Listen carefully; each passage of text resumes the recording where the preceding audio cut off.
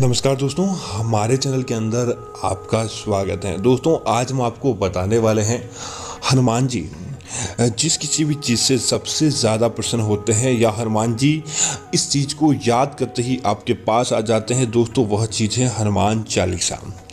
हनुमान चालीसा के माध्यम से दोस्तों हनुमान जी को प्रसन्न किया जाता है और साथ ही साथ दोस्तों जो कोई भक्त हनुमान चालीसा का पाठ करता है, समझ लीजिए कि हनुमान जी उस भक्त के पास हाजिर हो जाते हैं। तो दोस्तों, आज हम आपको बताने वाले हैं कि अगर आप भी हनुमान चालीसा का जाप करते हैं या हनुमान चालीसा पढ़ते हैं, उसके बाद आपको यह गलतियां भूल कर भी नहीं करनी चाहिए, अन्यथा हनुमान जी के आपको लाभ की बजाय नुकसान हो सकता है या फिर हनुमान जी आपसे नाराज हो सकते हैं। तो दोस्तों, बात करते हैं कि आखिर आपको क्या करना है। सबसे पहले दोस्तों, अगर आपको अपने जीवन के अंदर किसी भी प्रकार की कोई कठिनाई आ रही है या फिर आपको कठिनाइयों का सामना करना पड़ रहा है, कठिनाइयां समाप्त होने का नाम नहीं ले पा रही है, या फिर दोस्तों आपको शत्रु भय है, आप छोटी छोटी बातों को लेकर डर जाते हैं, या फिर दोस्तों आपके पास धन की कमी है, तो दोस्तों आप नियम बना लें कि प्रत्येक मंगलवार को आप हनुमान जी के मंदिर जाएं और हनुमान चालीसा का पाठ करें। उसके बाद हनुमान जी के चरणों का सिंदूर अपने माथे पर लगाएं। दोस्तों, आपकी सारी परेशानियां आपकी खुशियों के अंदर बदल जाती है, आपका हर कष्ट अपने आप ही जलकर समाप्त हो जाता है और आपके जीवन के अंदर खुशियां देखने को मिलती है। क्योंकि दोस्तों कलयुग के साक्षात देवता हनुमान जी माने जाते हैं। सब सारे देवी देवताओं के धरती लोक से वापस स्वर्गलोक या देवलोक जाने के प्रमाण मिलते हैं, लेकिन हनुमान जी ने यह कहकर धरती लोक पर निवास किया कि मैं धरती लोक पर ही रहकर धरती के लोगों को उनकी सेवा करूंगा। जब कोई मुझे याद करेगा तब मैं अपने आप ही उनके आगे हाजिर हो जाऊंगा।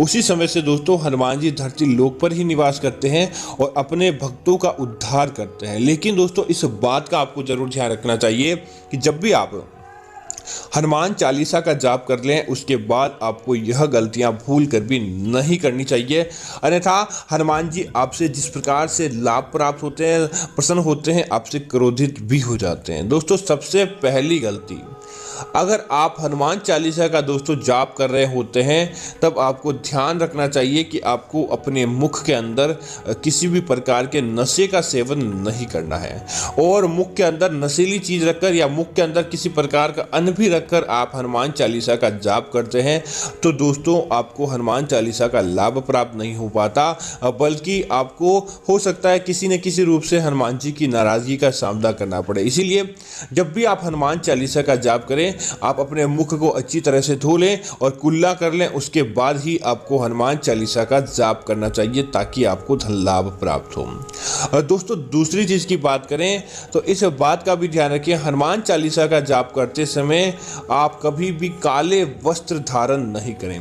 काले वस्त्र दोस्तों नकारात्मकता के प्रतीक होते हैं और काले वस्त्र पहनने से सकारात्मकता हमारी जलकर समाप्त हो जाती है, या फिर हमारे पास की जो सकारात्मकता होती है वह हमें आकर्षित नहीं हो पाती।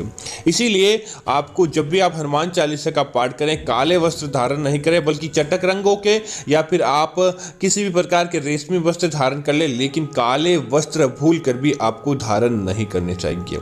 इसी तरह दोस्तों हनुमान चालीसा का जाप करके आध्यात्मिक शांति प्रदान की जाती है। मन मस्तिष्क को शांति प्रदान करने का कार्य हनुमान चालीसा करती है। तो आपको भूल कर भी हनुमान चालीसा पढ़ने से पहले या हनुमान चालीसा पढ़ने के दौरान या हनुमान चालीसा पढ़ने के बाद भूल कर भी आपको अपशब्द किसी व्यक्ति को नहीं बोलने चाहिए, न ही किसी व्यक्ति को जोर से बोलना चाहिए, और न ही किसी के आगे आपको क्रोधित होना चाहिए। दोस्तों, वह आपके परिवार का ही क्यों ना हो या बाहर का कोई भी व्यक्ति हो, हनुमान चालीसा पढ़ने के बाद अपशब्द किसी व्यक्ति को बोलना या हनुमान चालीसा पढ़ने के बाद किसी को आप क्रोधित होना, समझ लीजिए कि साक्षात हनुमान जी को क्रोधित करने के बराबर माना गया है, और जो आपने हनुमान चालीसा पढ़ी है उसका फल आपको नहीं प्राप्त होता है।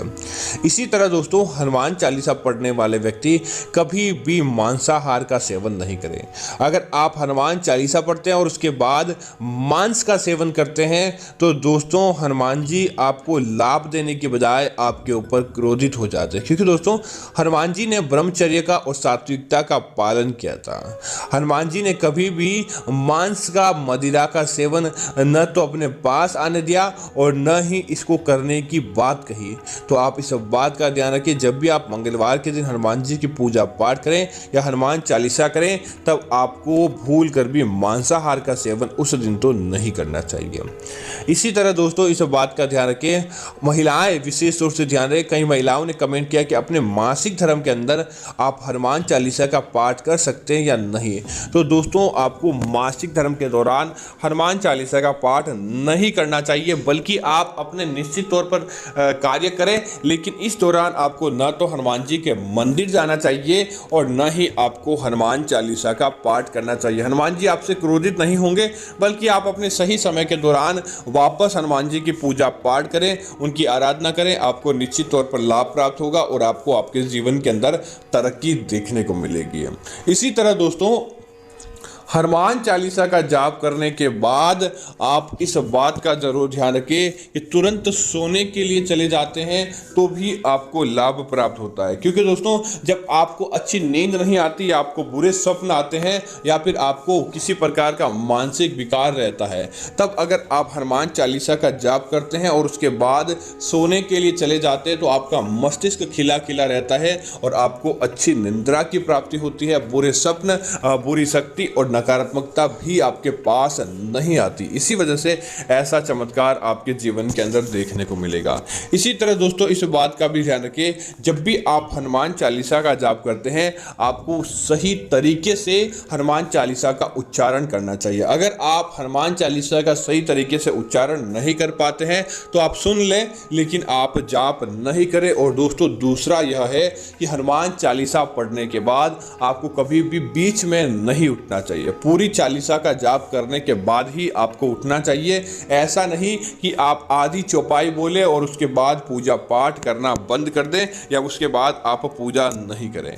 ऐसा करके आप साक्षात हनुमान जी को क्रोधित करने का कार्य करते हैं। हनुमान जी आपको लाभ देने की बजाय आपसे नाराज भी हो सकते हैं। इसीलिए इस बात का ध्यान रखें, जब भी आप हनुमान चालीसा का जाप कर लें तो उसके बाद पूरा हनुमान चालीसा का विधिवत जाप करें और पूरी पूजा होने के बाद ही आपको उठना चाहिए। इस बात का आपको जरूर ध्यान रखना चाहिए।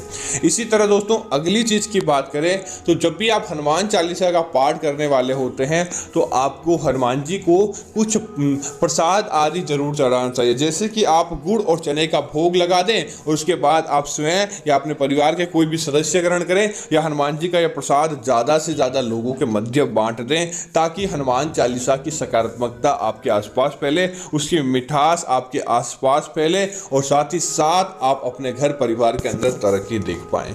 इसी तरह दोस्तों हनुमान चालीसा का जाप, अगर कोई बीमार व्यक्ति है और अगर आप बीमार व्यक्ति के पास बैठकर ऊंचे शब्दों के अंदर बीमार व्यक्ति को हनुमान चालीसा का पाठ करते हैं और उन्हें हनुमान चालीसा सुनाते हैं तो दोस्तों थोड़ा बहुत फर्क उसकी बीमारी के अंदर भी देखने को पड़ता है और उसकी बीमारी ठीक होने लगती है और सामने वाला व्यक्ति आपका कृपा पात्र होता है। तो उम्मीद करता हूं कि यह जानकारी आपको अच्छी लगी होगी। इस प्रकार की अन्य जानकारी देखने के लिए आप हमारे चैनल को सब्सक्राइब करें और साथ ही साथ वीडियो को लाइक और शेयर करना ना भूलें, ताकि ऐसी जानकारियां आपको मिलती रहेगी। धन्यवाद मित्रों। जय श्री राम मित्रों।